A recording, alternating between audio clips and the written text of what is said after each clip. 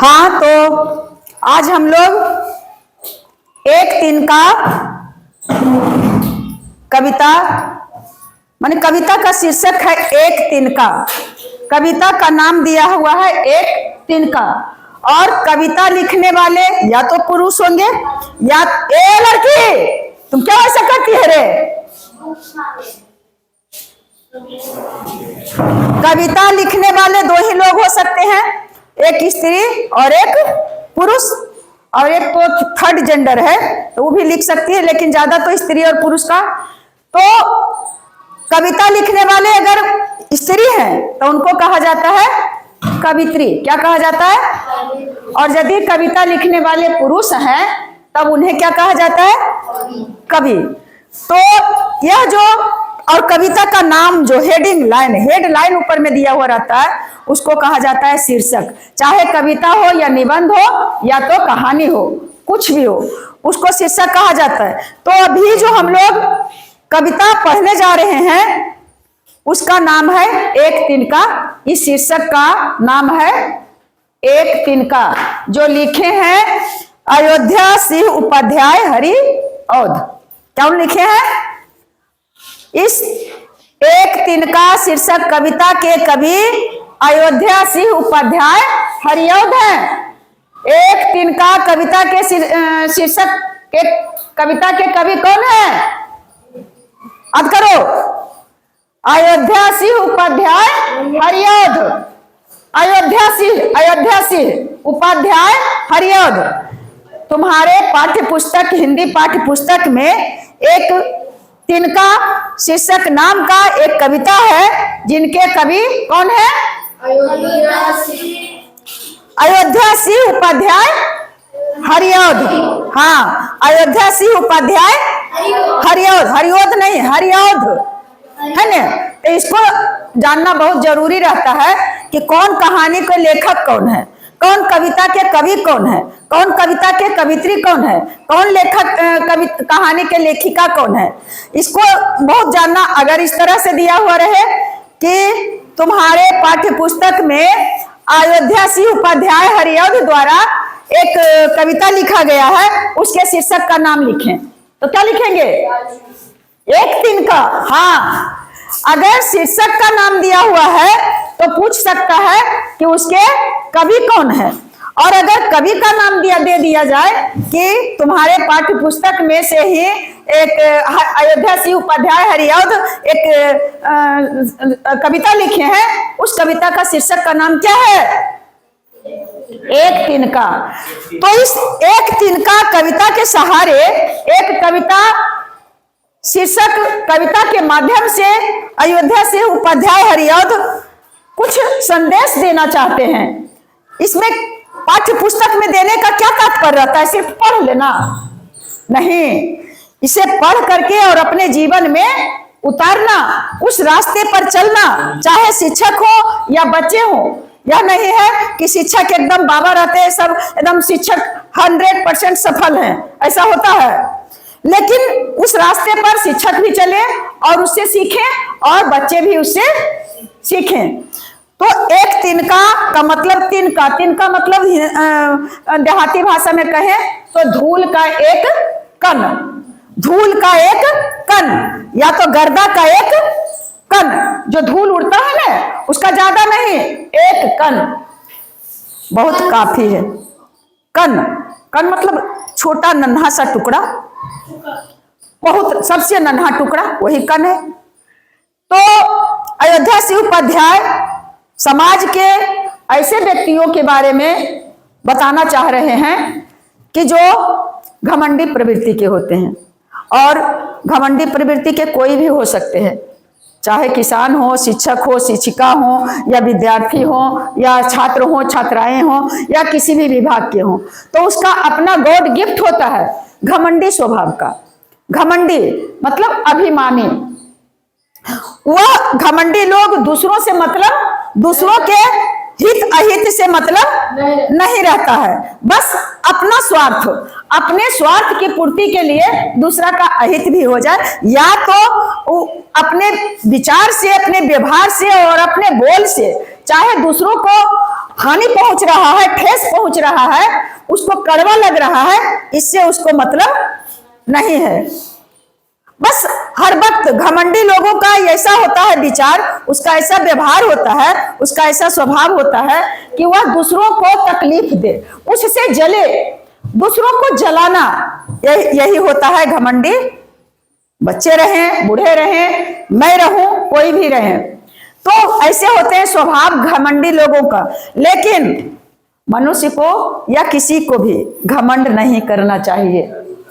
ना तो उसका अपना खूबसूरती का घमंड करना चाहिए, ना तो वो अपना बॉडी बिल्डर है उसका घमंड करना चाहिए, ना तो उसे अपना जाति बिरादरी के, हम अच्छे जाति बिरादरी के हैं, उसका घमंड करना चाहिए, और ना तो उसे किसी धर्म का अभिमान होना चाहिए कि हम इस धर्म से आ रहे हैं, इस कुल से आ रहे हैं, पंडित जी खानदान से आ रहे हैं, और किसी चीज का अभिमान नहीं होना चाहिए, और ना तो धन संपत्ति का होना चाहिए। हमारे पास अगर धन संपत्ति है, तुम्हारे पास अगर धन संपत्ति है, और तुम्हारे परिवेश में, तुम्हारे मोहल्ले में अगर कोई वही संपत्ति उसी धन के बिना और बिना पैसा के चलते उसका इलाज नहीं हो रहा है, और वहां हम अपने धन का आयकर दिखा रहे हैं, तो कुछ काम का है दूसरे के लिए। अगर हम उस संपत्ति से हम किसी को दे दें, उसको खाने के लिए या दिखाने के लिए, या तो उसको मौका लगा है उसमें सहयोग कर दिए, तब तुम्हारा संपत्ति, तब तुम गर्व कर सकते हो। गर्व मतलब किस चीज का गर्व? कि मैंने भला किया, भलाई का गर्व करो, बुराई का गर्व नहीं करो। बुराई का अभिमान कुछ नहीं। तुम्हारे पास बहुत सारे रुपये हैं तो है, दूसरों को क्या उससे फायदा? अगर कम रुपये हैं, कम संपत्ति है, मेरे पास 3 ही रोटी है और एक भूखा है, 2 रोटी खाए, एक ही रोटी को दे करके और उसे 1 लोटा पानी पीने का अवसर प्रदान कर दिए, तो सही नहीं है कि थोड़ा सा हल्का खाए और 1 रोटी उसको दे दिए, तो रोटी उसको कम दिया कि नहीं? मेरे पास 10 रोटियां हैं और उसी में भुआ रहा है एकदम पूरा साज संवार करके 56 प्रकार का भोजन है, और एक करा रहा है भूखा, और उसको हम नहीं दिए, तो यह खाना किसी के लायक हुआ हो? तो घमंड किस बात का? घमंडी लोगों के लिए एक तिनका काफी है। घमंडी लोगों के लिए एक तिनका काफी है। पूरा अपना हेकड़ी दिखा रहा है, ऐठन दिखा रहा है, तो इसमें कभी यही कहना चाहते हैं कि मैं घमंडों में भरा ऐठा हुआ। अयोध्या सिंह उपाध्याय हरिऔध अपने बारे, कभी अपने के बाद किसको उदाहरण पेश करे? खुद अपना उदाहरण पेश कर रहे हैं कि मैं घमंडों में भरा, अभिमान से घमंडों में भरा बैठा हुआ।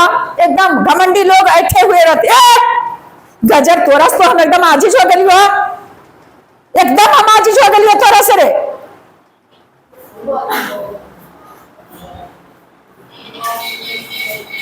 एक दिन था मुंडेर पर खड़ा जाकर के एकदम पूरा शान शौकत से खड़ा था, और हवा से उड़ती हुई, और एक तिनका आकर के क्या हुआ? आंख में, एक तिनका आंख में मेरी पड़ी। किनको पड़ी? इस कवि अयोध्या सिंह उपाध्याय हरिऔध को पढ़ी या नहीं पढ़ी, लेकिन कविता में तो लिखे हैं अपने बारे में कि एक तिनका आकर आंख में पड़ी। एक तिनका, तिनका मतलब समझ गया? धूल का एक छोटा सा कण, टुकड़ा। मैं झिझक उठा हुआ बेचैन सा।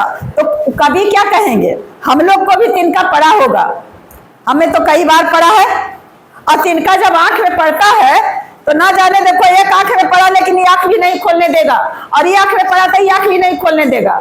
लगे यार गड़ रहा है, इतना दर्द करता है, ऊपर कभी नीचे, और उसको ऐसे करते हुए इतना जलन पैदा करता है कि बेचैनी आ जाता है, पूरा शरीर बेचैन हो जाता है। होता है या नहीं?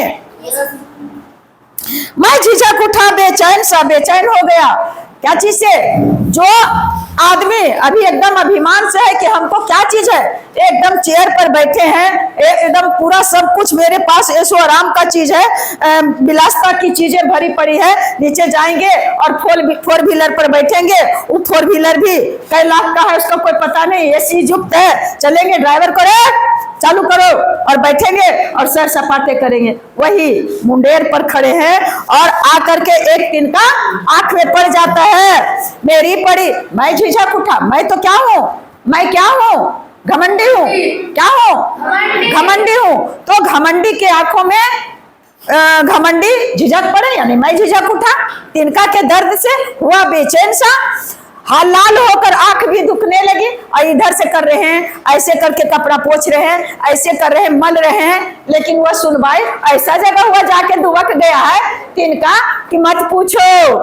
मुठ देने लोग कपड़े की लगे, वहां इर्द गिर्द जमा भी हो गए कि चाची यह दुख रहा है, दीदी दुख रहा है, मम्मी, जो भी घमंडी लोग उनके इर्द गिर्द जमा, तो वे भी कपड़ों का लाओ, सूती कपड़ा लाओ, साफ गमछा ऐसे करके और उसको ऐड करके और भाप दे करके उसको इस तरह से कैसे उस पर मुठ मारे, ऐसे दे ताकि वह तिनका उसमें सट करके और निकल। यानी एक तिनका इतना जलील करता है, एक तिनका इतना जहर घोलता है कि वह बेचैनी से छुटकारा नहीं पा रहे हैं। कौन नहीं पा रहे हैं?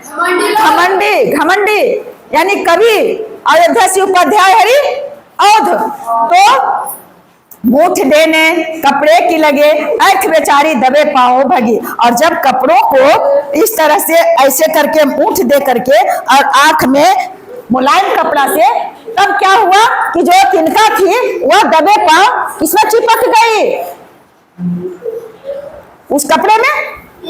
हाँ, दबे पांव भगी। जब किसी ढब से निकल तिनका गया। कौन ढब? कौन ढब? आंख से। और तिनका जब निकल गया, मुठ से जो कपड़ा सटा करके और कि सट जाएगा तो निकल जाएगा, तो तब समझने यूं मुझे ताने दिए। तब समझदारी कहता है किसको? समझ किसको कहता है? घमंड को। समझ कह रहा है घमंड को कि अरे घमंड, तुम क्या हो? तुम कोई बड़ी चीज नहीं हो, तुमको बेकार का घमंड है। तुम घमंडी, थोड़ा सा समझ, जब तुमको इतना दर्द दे सकता है, थोड़ा सा समझ, इतनी बड़ी तिनका और तुमको इतना दर्द से परेशान, इतना करा दिया, तब समझने यूं तुझे मुझे ताने देना, मतलब ताना देना, समझता है? नहीं, कुछ ताना मारना, उसको उसी के बात से उसको जवाब देना, बात से मारना, है ना? ताना देना मतलब हाथ उठा करके नहीं मारना, बातों से मारना।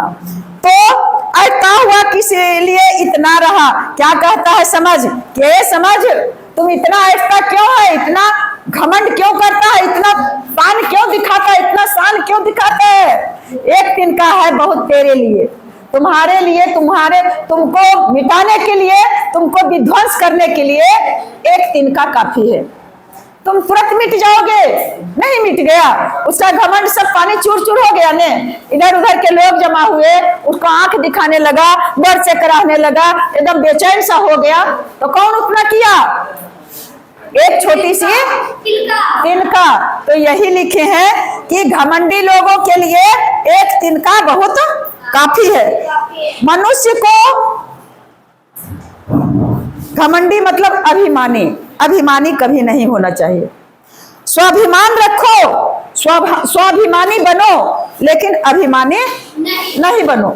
इस कविता से अयोध्या सिंह उपाध्याय हरिऔध द्वारा लिखी गई कविता, शीर्षक का नाम एक तिनका है। इससे यही समझ मिलती है, यही सीख मिलती है, यही प्रेरणा मिलती है, यही शिक्षा मिलती है कि किसी चीज का घमंड नहीं होना चाहिए।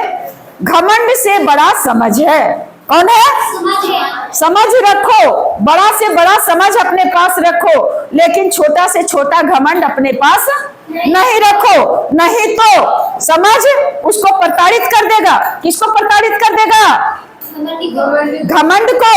हाँ, तो आज हम लोग यह तय कर लें कि अपने जीवन में से घमंड को क्या करें, निकाल दें और समझदारी को ले आए, अपने में समझ को बढ़ाएं और घमंड को दूर करें। यही था अयोध्या से उपाध्याय हरिऔध का। अब इसमें दिया गया है बच्चा कि नीचे दी गई कविता की पंक्तियों को सामान्य वाक्य में बदलिए, तो बदलना होगा। दूसरा, एक तिनका कविता में किस घटना की चर्चा की गई है जिससे घमंड नहीं करने का संदेश मिला है, तो यहाँ निकला है, ये कहता है कि ये सब तब समझने यूं मुझे ताने दिए, घमंड को ताना दिया, ऐठता तू किस लिए इतना रहा, एक तिनका है बहुत तेरे लिए। यही बस इसको लिखना है। फिर है, आंख में तिनका पड़ने के बाद घमंडी को क्या दशा हुई, क्या दशा हुई, तो देखवे किया। चौथा, घमंडी की आंख से तिनका निकालने के लिए उसके आसपास के लोगों ने क्या किया, फूंक मारा, कपड़ों का ऐठन से उसको निकालने का प्रयास किया, पानी से धोया। अपने जो आसपास में करते हैं उस क्रियाकलाप को भी करेंगे, लिख देंगे। और एक तिनका कविता में घमंडी को उसकी समझ ने चेतावनी दी। चेतावनी जो दिया गया, इसको लिख करके कल आप लोग क्या कीजिएगा, लाइएगा। Thank you.